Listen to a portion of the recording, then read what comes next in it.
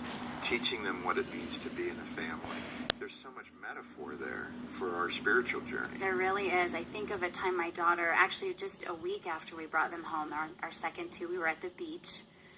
And I'm counting heads, and all of a sudden I look, and one head is missing, which you don't want to have at the ocean. Right. And I look, and my oldest is running away from me down the beach. I'm calling her name, and she's not responding, and she's clutching onto kind of her shoulder and her neck. And I finally reach her, and I catch up to her. And it becomes clear that she'd been stung by a jellyfish. Oh. And I said to her, Lily, why didn't you tell me? And I'm right here, and I'm hugging her. And in that moment, it was as if the Lord was whispering to me, this is a picture of your heart, Sarah. We run in pain. Wow. And so our children have been this. I think this is the story with a lot of adoptions. We think we're going to go rescue these children, and provide them with such security. And the Lord's going, teach you a whole lot about your orphan heart as you watch this life become a daughter and a son. And here you have adopted 4 kids, and then the Lord says, okay, Sarah and Nate, I'm going to bless you with your biological child. Yes. I mean, when you became pregnant, what in the world were you thinking? How old were you at that point? Well, I was 36, and we had been married for 12 years. In some respects, we had continued to pray, God, open my womb. And that in and of itself is just a very precarious place to stay. Knowing God can heal, but he also, for some reason, has chosen not to, and staying in a place of hope. Had it been a forgotten dream? No, it was. So you still held on to it? Oh, I held on to it. Even though it didn't look likely?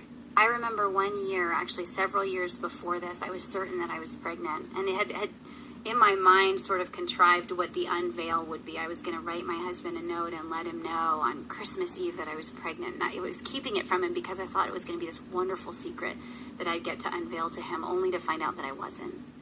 And I told a friend, I had really held on for probably 2.5 weeks thinking I was, and I told a friend, I'm so foolish. I can't believe I did this to myself again. And she said to me, Sarah, this is beautiful before God. You held on to hope. I think of the Roman centurion in Matthew 8. He comes and says, would you heal my servant? And Jesus is prepared to go, and he says, but you don't need to come. I know you're a man in authority. You could say, be healed, and my servant could be healed. And Jesus marveled at his faith. And my friend said to me, you had faith. Yeah. This was beautiful to God.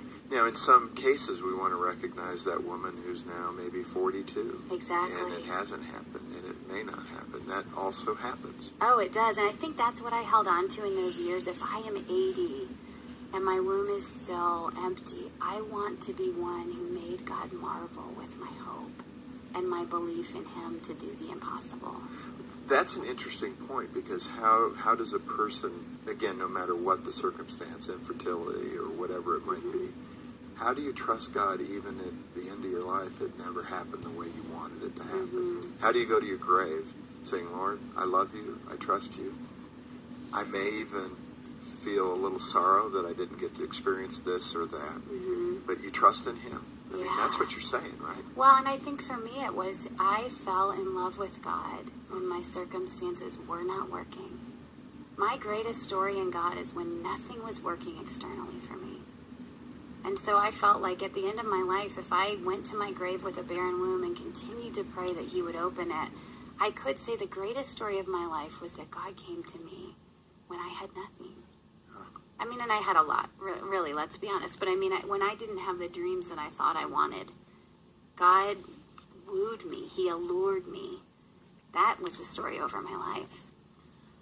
Well, we're hearing some very candid insights into the life that Sarah Haggerty has had to this point. And Sarah, there's obviously more in the coming years that you'll be capturing, perhaps in a future book. But her journey is expressed in the book, Every Bitter Thing is Sweet, Tasting the Goodness of God in All Things. And we've got that